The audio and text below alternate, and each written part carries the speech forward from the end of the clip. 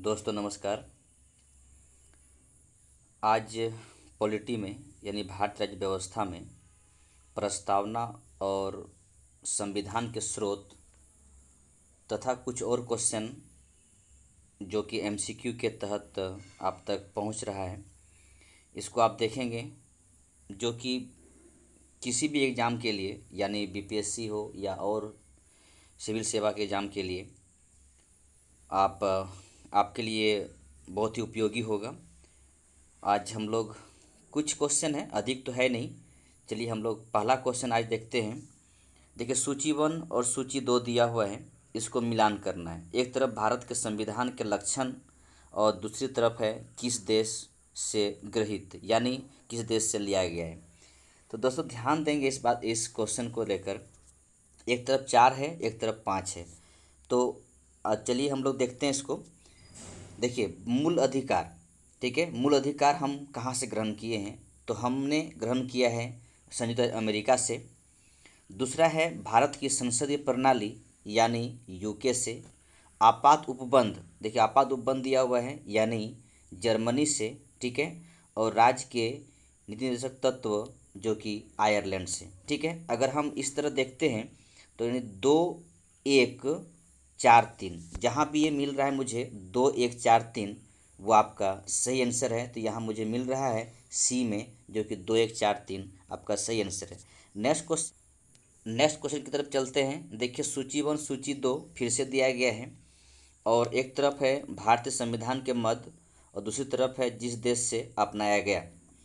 तो सम्मिलित करना है दोनों को। तो देखिए, एक तरफ दिया हुआ है, पहला है ए नंबर में डीपीएसपी के बारे में कहा जा रहा है। तो इसको देखिए मिलान कर दीजिए आयरलैंड से, ठीक है। आयरलैंड से मिलान कर दीजिए। फिर से मूल अधिकार की बात किया जा रहा है, यानी मूल अधिकार कहाँ से लिया गया है। तो देखिए मूल अधिकार में 5वां दे रखा हुआ है यानी यूएसए से लिया गया है। इसके बाद समवर्ती सूची, ठीक है दोस्तों, ध्यान रखें समवर्ती सूची और अवशिष्ट शक्तियाँ, ठीक है। तो समवर्ती सूची लिया गया है ऑस्ट्रेलिया से, ध्यान रखेंगे ये लिया गया है ऑस्ट्रेलिया से। और एक लास्ट बच रहा है आपके पास, भारत राज्यों का संघ है तथा संघ में अधिक शक्ति निहित है। तो ये आपका जो लिया गया है वो आपको लिया गया है कनाडा से, ठीक है, कनाडा से, ध्यान रखेंगे। तो इस तरह आपका जो सही आंसर होगा वो आपका डी होगा, ध्यान रखेंगे डी होगा। जो देखिए डी कहाँ पर है, यहाँ पर डी है। चलिए इसको देख लीजिए, इसका आपका आंसर डी होगा इन 3 5 1 2, ठीक है। इसको देख लीजिए सही तरीके से और मिलान कीजिएगा। चलिए नेक्स्ट क्वेश्चन है, जर्मनी के वाइमर संविधान से निम्नलिखित में से कौन सा लक्षण भारतीय संविधान में लिया गया है। तो जर्मनी के वाइमर संविधान से मैं अभी कितना बार बता चुका हूँ कि जो आपके आपात उपबंध है, ठीक है, आपात उपबंध है, इनके बारे में देखिए यहाँ पर लिखा हुआ है राष्ट्रीय आपातकाल के दौरान मौलिक अधिकारों के निलंबन संबंधी प्रावधान जर्मनी के वाइमर संविधान से लिया गया है, ठीक है। नेक्स्ट क्वेश्चन है, निम्नलिखित में से कौन सा लक्षण अपने स्रोत से सुमेलित नहीं है। तो यहाँ पर सुमेलित नहीं है ये देखना है। देखिए आपको 4 नंबर में बी में कहता है नीति निर्देशक सिद्धांत जो आयरलैंड के संविधान से लिया गया है। समवर्ती सूची ऑस्ट्रेलिया से लिया गया है। मौलिक अधिकार अमेरिका से लिया गया है, ठीक है ना, अमेरिका संविधान से लिया गया है। तो बचता क्या है यहाँ पर से आपका जो ए है, ये न्यायिक पुनरीक्षण ब्रिटिश परंपरा नहीं है बल्कि ये यूएसए परंपरा यानी अमेरिका से ही परंपरा लिया गया है, ठीक है, ब्रिटिश परंपरा नहीं है। नेक्स्ट क्वेश्चन है 5 नंबर में प्रस्तावना से क्या मुझे मिल रहा है, ठीक है। क्वेश्चन का डिमांड यही है। तो प्रस्तावना से देखिए क्या क्या मिल रहा है। तो ए में कहता है मौलिक अधिकारों की जानकारी मिलती है। बी में कहता है संविधान के बारे में संक्षिप्त जानकारी मिलती है। सी में कहता है कि प्रधानमंत्री के बारे में जानकारी मिलती है और डी में राष्ट्रपति के बारे में जानकारी मिलती है। ऐसा कोई बात नहीं है। देखिए आपका बी जो आंसर होगा सही होगा, संविधान के बारे में संक्षिप्त जानकारी मिलती है। यानी प्रस्तावना जो है जो जवाहरलाल नेहरू ने पेश किया था उद्देश्य प्रस्ताव के रूप में, वही प्रस्तावना आज प्रिम्बल वही है। तो इस प्रस्तावना में संविधान में जो भी कुछ लिखा गया है सारे चीज़ें संक्षिप्त रूप से आपको प्रस्तावना जानकारी मिल जाएगा, यानी प्रिम्बल में दिखाई पड़ जाएगा, ठीक है दोस्तों। ध्यान रखेंगे इस बात को लेकर। संविधान सभा में नेहरू साहब ने प्रस्तावना यानी उद्देश्य प्रस्ताव को पेश किए थे। नेक्स्ट क्वेश्चन है, भारतीय संविधान की प्रस्तावना को कितनी बार संशोधित किया गया है? तो दोस्तों ध्यान रखेंगे, भारतीय संविधान की प्रस्तावना को अभी तक मात्र एक बार संशोधन किया गया। वो भी कब किया गया? ध्यान रखेंगे, इंदिरा गांधी के कार्यकाल में 42वां संविधान संशोधन 1976 में। इसमें क्या क्या जोड़ा गया था ये भी ध्यान रखेंगे, अखंडता, समाजवादी और धर्मनिरपेक्ष। ध्यान रखेंगे, अखंडता, समाजवादी और धर्मनिरपेक्ष। ठीक है। नेक्स्ट क्वेश्चन है, संविधान की प्रस्तावना की आधारशिला है। ठीक है, तो प्रस्तावना की आधारशिला मैं अभी बता चुका आप लोगों को कि जो संविधान सभा का गठन होने के बाद जो प्रस्ताव पेश किया गया था नेहरू साहब के द्वारा, तो वो प्रस्ताव उद्देश्य प्रस्ताव के रूप में पेश किया गया था। यही उद्देश्य प्रस्ताव आगे जाके प्रियम्बल के रूप में दिखाई पड़ता है। ठीक है। नेक्स्ट क्वेश्चन है, प्रस्तावना संविधान का भाग है। ध्यान रखेंगे, प्रस्तावना संविधान का भाग है, इसी वजह से प्रस्तावना पर 42वें संविधान संशोधन में इसे एक संशोधन किया गया था। अगर संविधान का भाग नहीं होता तो ये संशोधन नहीं होता। ठीक है। नेक्स्ट क्वेश्चन है, भारतीय संविधान में निहित दर्शन की सर्वश्रेष्ठ अभिव्यक्ति है प्रस्तावना में हुई है। यानी जो संविधान का जो अभी मेरे पास जो संविधान है जिसकी दुहाई देते हैं, उस संविधान का जो सर्वश्रेष्ठ दर्शन दिखाई पड़ रहा है आपको, वो प्रस्तावना में ही दिखाई पड़ता है। ठीक है। नेक्स्ट क्वेश्चन है, भारतीय संविधान की प्रस्तावना में धर्मनिरपेक्ष शब्द को किस संशोधन द्वारा जोड़ा गया है? तो मैं अभी भी बता चुका हूं कि धर्मनिरपेक्ष जो शब्द है वो 42वें संविधान संशोधन 1976 में जोड़ा गया था। यानी आपका सही आंसर होगा 42वां। साथ साथ और जोड़ा गया था जिसे आप याद रख लेंगे, सिर्फ धर्मनिरपेक्ष नहीं बल्कि और दो चीज़ और है, वो है अखंडता। ठीक है, अखंडता, और दूसरा चीज़ें हैं समाजवादी। ठीक है, ध्यान रखेंगे, समाजवादी। नेक्स्ट क्वेश्चन की तरफ चलते हैं। नेक्स्ट क्वेश्चन है, भारत के संविधान की प्रस्तावना में निम्नलिखित में से वह शब्द कौन सा है जिसका समावेशन संविधान 42वें संशोधन अधिनियम 1976 के माध्यम से नहीं किया गया? वो है आपका देखिए निष्ठा। ठीक है दोस्तों, ध्यान रखेंगे, इसका सही आंसर होगा यहाँ पर निष्ठा। यानी समाजवादी, धर्मनिरपेक्ष और अखंडता है, यहाँ पे गरिमा दिया हुआ है। ठीक है, यानी यहाँ पर निष्ठा को नहीं जोड़ा गया है। ठीक है। नेक्स्ट क्वेश्चन है, भारतीय संविधान के किस भाग को उसकी आत्मा की संज्ञा प्रदान की गई है? तो दोस्तों ध्यान रखेंगे इस बात को लेकर कि प्रस्तावना संविधान की आत्मा है। ठीक है, इसके बावजूद एक बात और ध्यान रखेंगे, अगर भीमराव अंबेडकर के लिए, ठीक है, भीमराव अंबेडकर के अनुसार माना जाए तो भारतीय संविधान की आत्मा अनुच्छेद 32 है। तो ध्यान रखेंगे, अनुच्छेद 32 मौलिक अधिकार में आप पढ़ेंगे, अनुच्छेद 32 उसमें क्या कहता है कि संवैधानिक उपचार। ठीक है, संवैधानिक उपचार की बात किया जा रहा है। लेकिन अगर सिंपल रूप से पूछ दिया जाए कि भारतीय संविधान की आत्मा किसे कहा जाता है तो प्रस्तावना होगा, और भीमराव अंबेडकर साहब के अनुसार पूछा जाए तो भारतीय संविधान की आत्मा अनुच्छेद 32 होगा, जो कि मूल अधिकार का संरक्षण करता है और संरक्षण देता भी है। नेक्स्ट क्वेश्चन है, धर्मनिरपेक्ष का अर्थ है।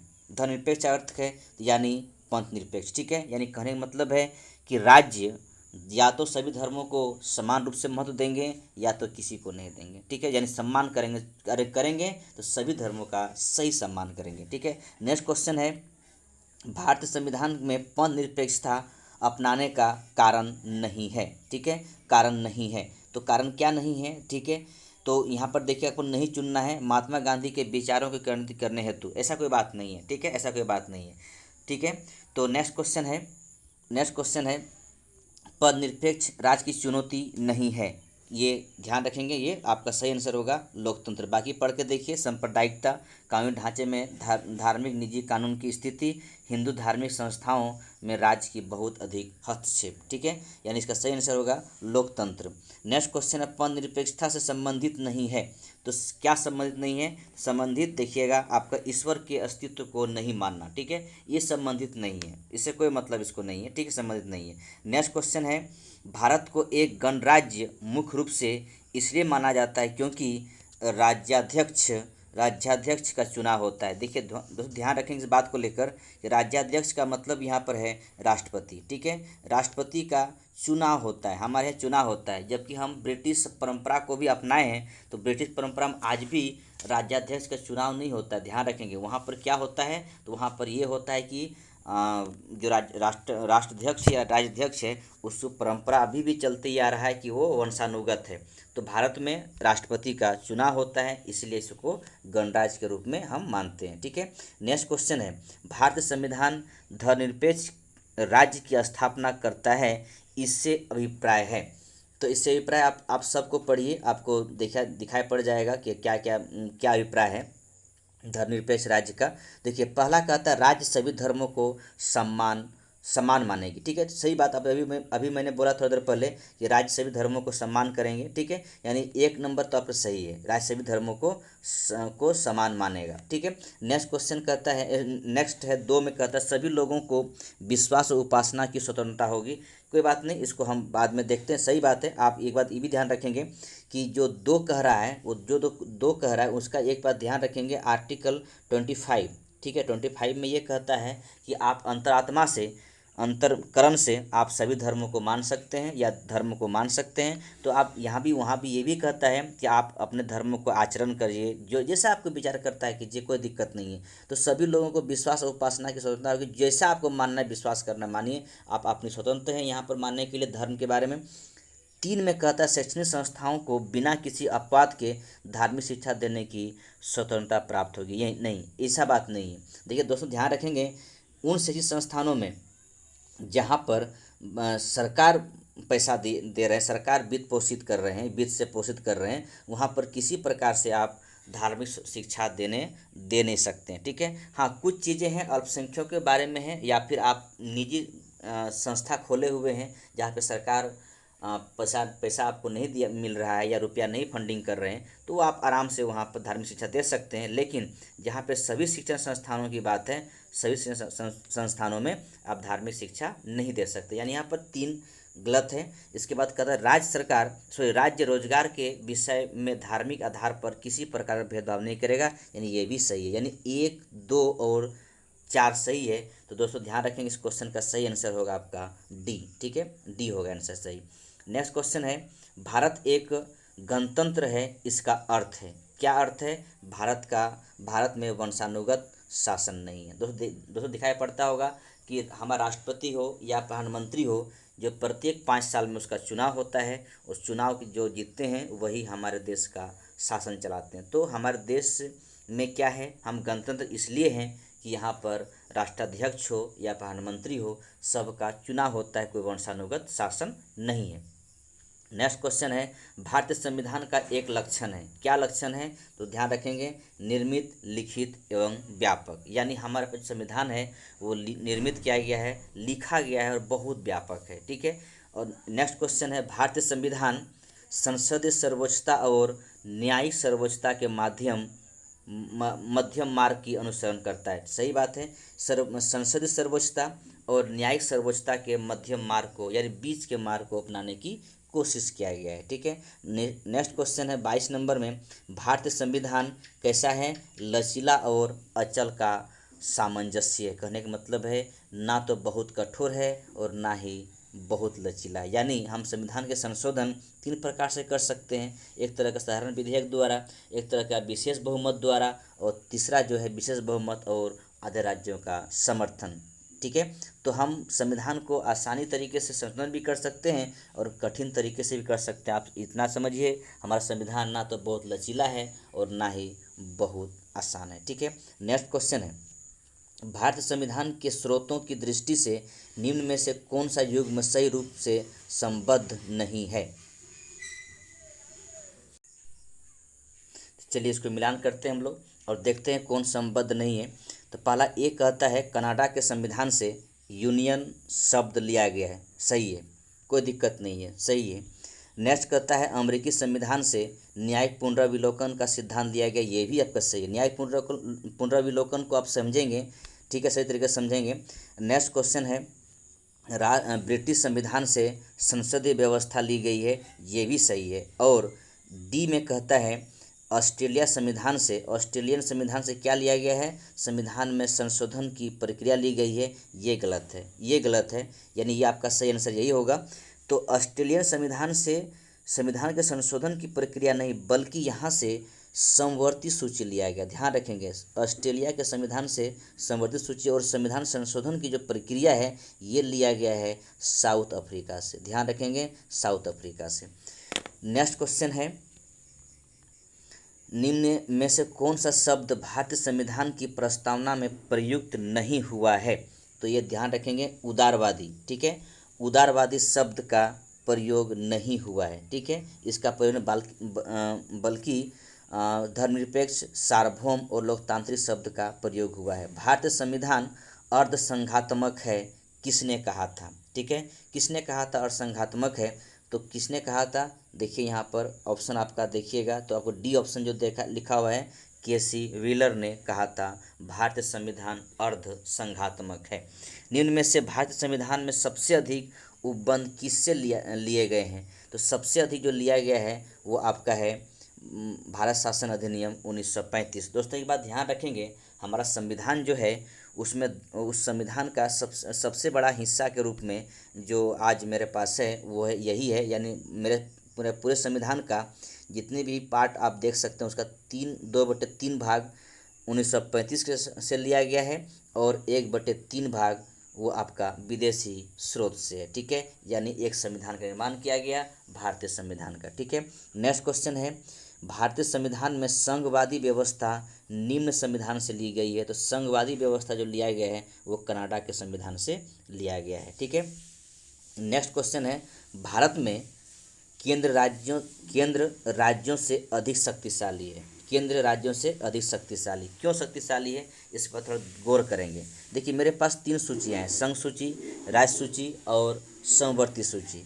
तो केंद्र संघ सूची में केंद्र सरकार अपना नियम बनाएंगे, राज्य सूची में जो नियम बनेगा वो राज्य सरकार बनाएंगे। लेकिन समवर्ती सूची में ध्यान इस बात का भी रखना है कि अगर राज्य सरकार और केंद्र सरकार दोनों नियम बनाते हैं तो वहाँ पर केंद्र सरकार का नियम लागू हो जाएगा। दूसरी बात, एक अवशिष्ट शक्तियाँ जो है वो केंद्र के पास निहित है। इस प्रकार केंद्र सरकार अधिक शक्तिशाली है। वर्तमान में हमारे वर्तमान संविधान में सबसे अधिक प्रभाव पड़ा है, अभी बताया किसका पड़ा है, 1935 का अधिनियम का। ठीक है, नेक्स्ट क्वेश्चन है, अमेरिकी संविधान की किस विशेषता का हमारे संविधान पर प्रभाव नहीं पड़ा है? तो वह आपका है शक्ति पृथक्करण। ठीक है, इस शक्ति पृथक्करण की व्यवस्था जो है वो अमेरिकी संविधान से नहीं पड़ा है। बाकी ठीक है, बाकी संघ व्यवस्था, मौलिक अधिकार और न्यायिक पुनरावलोकन, इस सारे मतलब प्रभाव अमेरिकी संविधान से लिया गया या अमेरिकी संविधान का प्रभाव पड़ा है।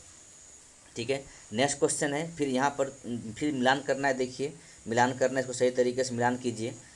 तो इसको आपको कूट का आंसर भी देना पड़ेगा। तो आप देखिए इसको, पहले आप इसका एक काम कीजिएगा। चलिए हम लोग देखते हैं पहले इसका आंसर क्या दिया हुआ है। 31 नंबर का जो आंसर आपका दिया हुआ है वो आपका आंसर है बी। ठीक है, बी आंसर दिया गया है। तो इस वास्ते दोस्तों ध्यान रखेंगे, तो इसमें आपको ये ध्यान रखें, विधि का शासन। ठीक है, विधि का शासन में आपको देखिए इसका कहाँ से कहाँ मिलान करना है, ब्रिटेन के संविधान से। ठीक है, विधि का शासन जो है वो ब्रिटेन के संविधान से। देखिए इसके बाद डीपीएसपी बार बार आ रहा है, ये आयरलैंड के संविधान से। समवर्ती सूची ऑस्ट्रेलिया के संविधान से, और बचा एक आपातकाल के दौरान मौलिक अधिकारों का स्थगित किया जाना, ये आपका है जर्मनी के संविधान से। ठीक है, तो आप इसको सही से मिलान कीजिए। विधि का शासन ब्रिटेन के संविधान से, डीपीएसपी आयरलैंड के संविधान से, समवर्ती सूची कहाँ से लिया गया है, ऑस्ट्रेलिया से, और आपातकाल के दौरान मौलिक अधिकारों का स्थगित किया जाना ये जर्मनी के संविधान से लिया गया है। ठीक है, इस प्रकार इसका आंसर आपका बी होगा, ध्यान रखेंगे। ठीक है, नेक्स्ट क्वेश्चन है, भारतीय संविधान में ब्रिटिश संविधान से निम्न में से कौन सा तत्व लिए गए हैं? ठीक है, कौन से तत्व लिए गए हैं? तो देखिए तत्व को आप देखिए, ध्यान दीजिए।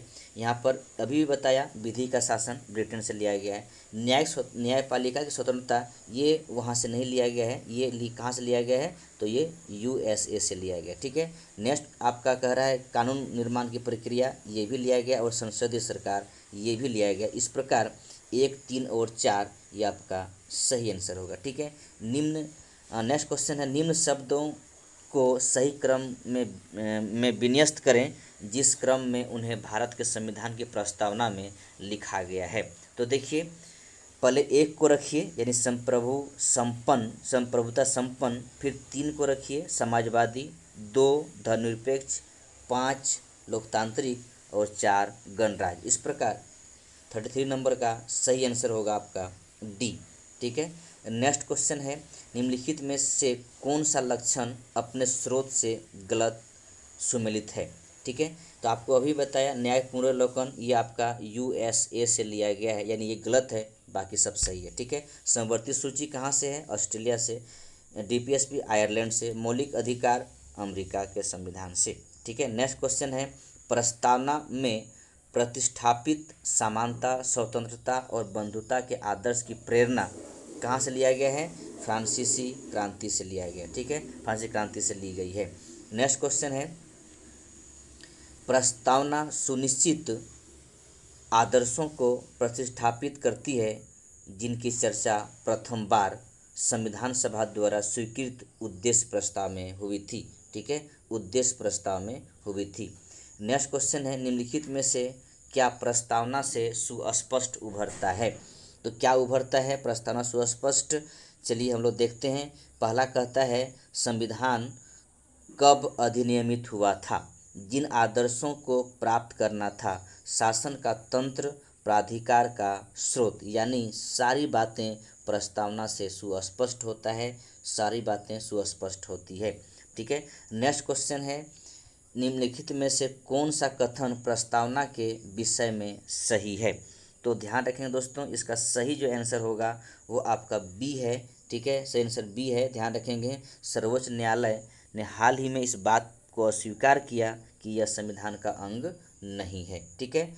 नेक्स्ट क्वेश्चन है, संविधान में संघ को नाम दिया गया है, क्या दिया गया है दोस्तों, ध्यान रखेंगे। इसका तो सही नाम होगा इंडिया या भारत। ठीक है, संविधान में सिर्फ यही नाम है, बाकी कोई नाम नहीं है, याद रखेंगे, एक इंडिया और या भारत। ठीक है। नेक्स्ट क्वेश्चन है, किस संविधान से भारतीय संविधान के कानून के शासन, संसदीय प्रणाली और कानून निर्माण प्रक्रिया की प्रेरणा ग्रहण की है। तो 40 नंबर का सही आंसर होगा आपका ब्रिटिश संविधान से। क्या क्या ध्यान रखेंगे, कानून के शासन, संसदीय प्रणाली और कानून निर्माण की प्रक्रिया। नेक्स्ट क्वेश्चन है, सर्वोच्च न्यायालय का गोलकनाथ मुकदमे में क्या निर्णय था। तो गोलकनाथ मुकदमे में निर्णय था, मौलिक अधिकारों को संक्षिप्त या संशोधित नहीं किया जा सकता है। ठीक है। नेक्स्ट क्वेश्चन है, सर्वोच्च न्यायालय के किस निर्णय ने भारतीय संविधान के स्वरूप को सर्वाधिक प्रभावित किया है। तो ये आपका सही आंसर होगा केशवानंद भारती वाला। ठीक है, केशवानंद भारती बनाम केरल राज्य, इसने सर्वाधिक प्रभावित किया है। नेक्स्ट क्वेश्चन है, सर्वोच्च न्यायालय क्या केशवानंद भारती मुकदमे में क्या निर्णय था।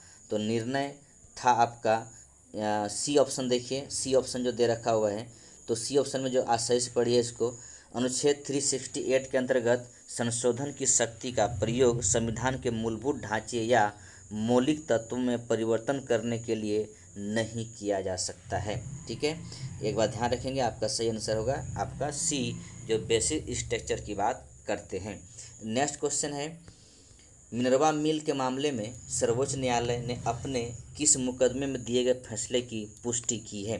तो मिनर्वा मिल का जो मामला था उसमें जो पुष्टि, अपने निर्णय की पुष्टि करते हैं वो उपरोक्त में कोई नहीं। ठीक है, ध्यान रखेंगे। सॉरी, इसमें जो आंसर सही होगा आपका है वो है केशवानंद भारती मुकदमा में। ठीक है। नेक्स्ट क्वेश्चन है,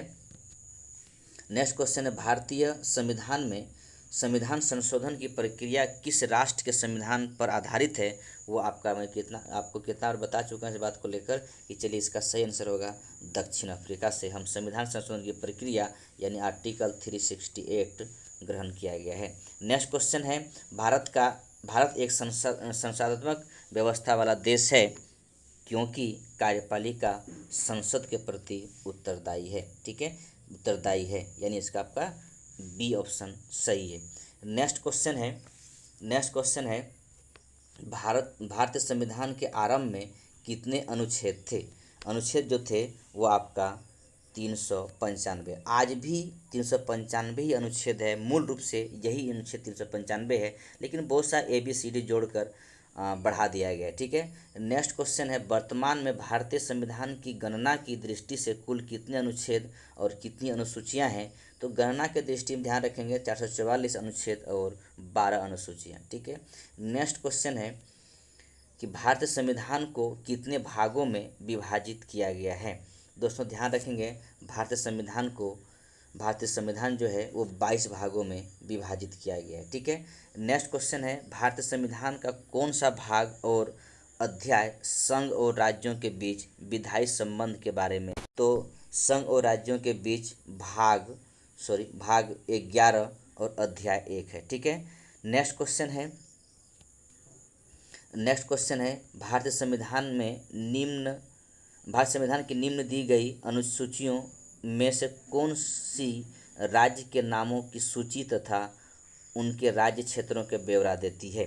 तो दोस्तों ध्यान रखेंगे, इसका सही आंसर होगा पहला। ठीक है, सही आंसर होगा पहला, होगा इसका, जो राज्य के बारे में और राज्य सूची के बारे में दिया रहता है। ठीक है, नेक्स्ट क्वेश्चन कहता है, यदि भारत संघ के एक नए राज्य का सृजन करना हो तो संविधान की निम्नलिखित अनुसूचियों में किस एक को अवश्य संशोधित किया जाना चाहिए? तो इसका सही आंसर होगा पहला, क्योंकि पहला अनुसूची में ही भारत और उनके राज्यों के बारे में या उनके संघ शासित राज्यों के बारे में दिया गया है।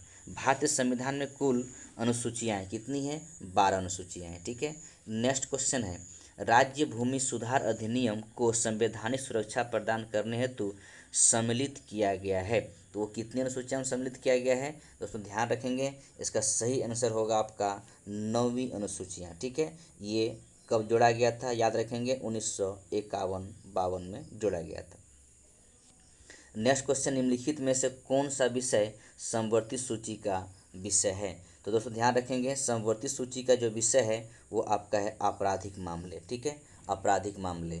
नेक्स्ट क्वेश्चन है निम्नलिखित में से कौन सा मध्य भारत के संविधान की समवर्ती सूची में है? तो वो आपकी समवर्ती सूची में, इस क्वेश्चन का सही आंसर होगा ए, जनसंख्या नियंत्रण और परिवार नियोजन। ठीक है, नेक्स्ट क्वेश्चन है, निम्नलिखित में से कौन सा विषय समवर्ती सूची में है? तो जो विषय समवर्ती सूची में है वो आपका है शिक्षा समवर्ती सूची का विषय है। नेक्स्ट क्वेश्चन है, शिक्षा जो प्रारंभ में राजसूचिक विषय था उसे समवर्ती सूची में हस्तांतरित किया गया। कब किया गया था? तो ध्यान रखेंगे, वो किया गया है 42वें संविधान संशोधन। ठीक है, इस समय हस्तांतरित कर दिया गया था, यानी राज्य सूची से हटाकर इसे समवर्ती सूची में डाल दिया गया था। ये कब की बात है? 1976 की। ठीक है, नेक्स्ट क्वेश्चन है, भारत के संविधान की निम्नलिखित में से कौन सा एक अनुसूची दल बदल विरोधी कानून विषयक प्रावधान है? तो वो आपका है 10वीं। ध्यान रखेंगे, 10वीं अनुसूची। ये भी बात ध्यान रखेंगे, इसे जोड़ा कब गया था?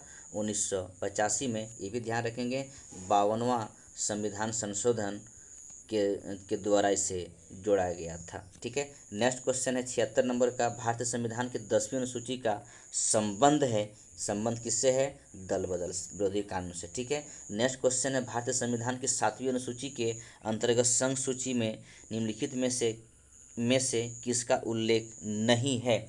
उल्लेख किसका नहीं है? तो ध्यान रखें दोस्तों, इसका उल्लेख नहीं है, जिसका है वो है आपका है गैस का। ठीक है, गैस का उल्लेख नहीं है। नेक्स्ट क्वेश्चन है, निम्नलिखित में से कौन सा विषय भारतीय संविधान की संघ सूची से संबंधित नहीं है? तो आपका जो संबंधित नहीं है वो है संघ सूची से कृषि। ठीक है, नेक्स्ट क्वेश्चन है, भारतीय संविधान की 7वीं अनुसूची के अंतर्गत राज्य सूची में निम्न में से किसका उल्लेख है?